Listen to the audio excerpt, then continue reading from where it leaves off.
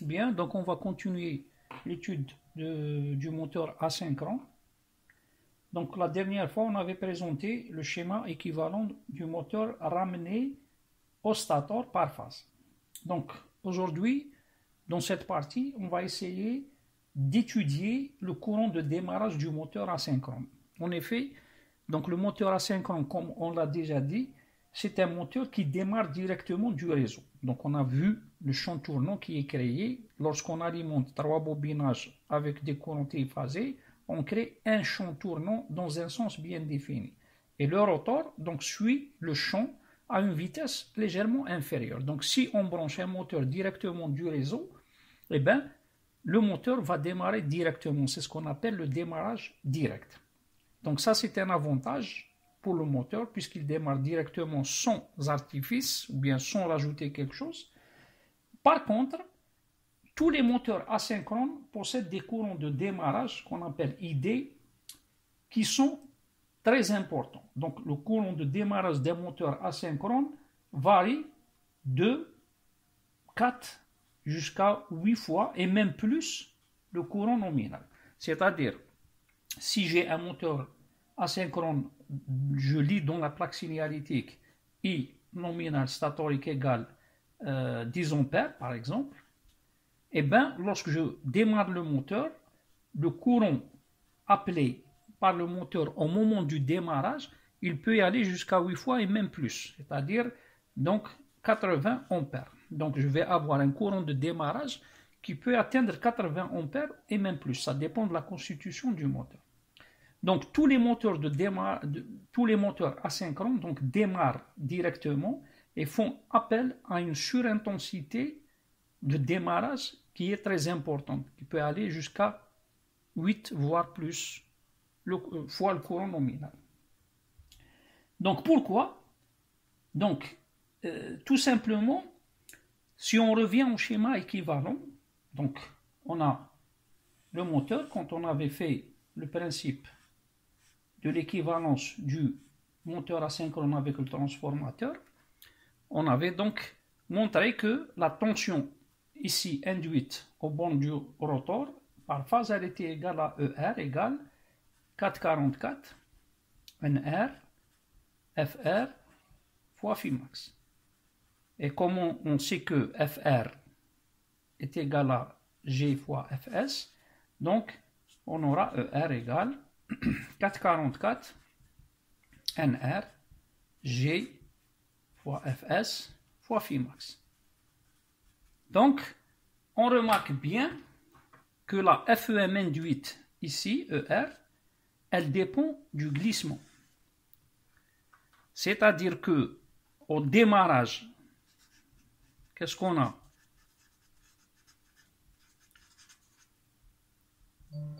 Oméga R égale 0, donc ça donne un glissement G égale 1. Ensuite, lorsque le moteur atteint sa vitesse de rotation nominale, ou bien à vide, ça dépend, donc si on démarre le moteur à vide ou bien en charge, donc la vitesse oméga R, elle va augmenter jusqu'à atteindre la vitesse de fonctionnement.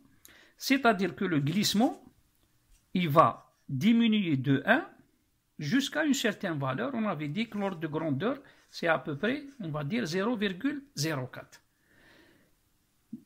À partir de là, on va remarquer que si je prends par exemple au démarrage pour J égale 1, on a ER par exemple égale 100 volts. Donc la FEM induite ici, elle est de 100 volts lorsque G est égal à 1. Lorsque le démarrage sera terminé, c'est-à-dire lorsque le moteur atteint sa vitesse de fonctionnement normale, et bien la FEM-ER, elle va être G fois ER pour G égale 1. Donc je vais avoir 0,04 fois ER. Donc on va avoir 0,04 fois 100. C'est-à-dire 4 volts. Donc au démarrage, c'est-à-dire pour J égale 1, ER elle est égale à 100 volts et ER elle est égale à 4 volts pour G égale 0,04. Donc quelle est la relation par rapport au courant? Eh bien, on sait que le rotor du moteur asynchrone, il est court-circuité sur lui-même. D'accord? Donc, court-circuiter le rotor est équivalent à mettre le transformateur en court-circuit. C'est-à-dire, je vais court-circuiter les bandes du secondaire du transformateur. Donc, on est en phase d'un transformateur dont le secondaire est en court-circuit et qu'on démarre en utilisant la tension nominale. Et c'est pour ça que le courant au démarrage, il va être très important. Pourquoi? Parce que le courant, on va raisonner sur le rotor, IR, il va être égal à ER sur l'impédance, on va dire ZR. ZR, dans tous les moteurs, les impédances sont très faibles, donc je vais avoir une FEM ER au démarrage, toujours on est au démarrage, pour G égale 1, on va avoir par exemple, je vais prendre des exemples, 100 sur par exemple une impédance de 1 ohm, donc je vais avoir un courant de 100 ampères. Une fois que le démarrage est terminé, donc je vais avoir un courant rotorique qui va être égal à toujours ER sur ZR, mais ER ici, elle est égale à 4 volts. Donc je vais avoir 4 sur 1. Donc je vais avoir 4 ampères. Donc vous voyez bien que de G égale 1 à G égale 0,04, le courant qui était égal à 100 ampères, il a chuté à un courant IR égal à 4 ampères. C'est exactement ce qui se passe au niveau du moteur.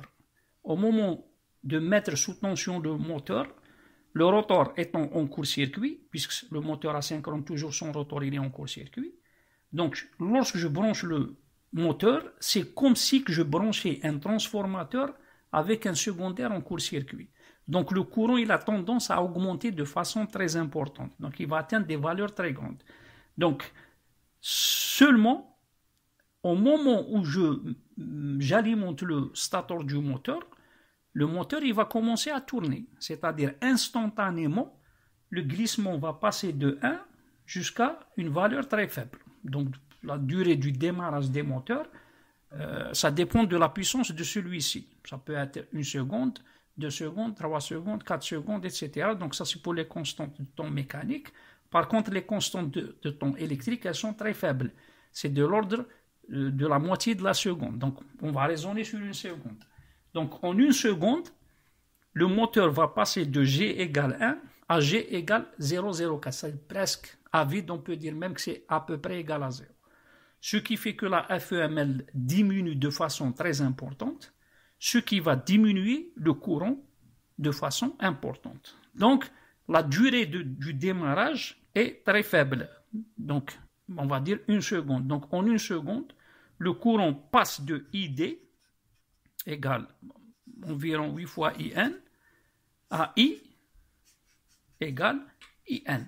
Si on est en charge, si on est à vide, on passe à I égale I0. Donc, le courant de démarrage atteint des valeurs très importantes, mais le temps de démarrage étant très court, c'est ce qui fait que le moteur, le bobinage du moteur n'a pas le temps de chauffer et de se détériorer. Donc, tous les moteurs asynchrones acceptent cette surintensité au démarrage.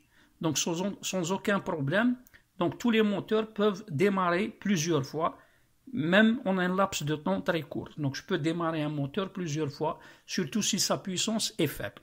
On verra après, quand on arrivera, que cette surintensité provoque des chutes de tension, surtout si les moteurs sont de forte puissance. Si j'ai un très grand moteur, un moteur de 100 kW ou bien de 20 kW ou bien de 1 MW, si je le démarre directement, il va faire appel à un très très grand courant qui va produire des chutes de tension importantes et qui vont perturber les utilisateurs de la ligne qui démarre ce moteur.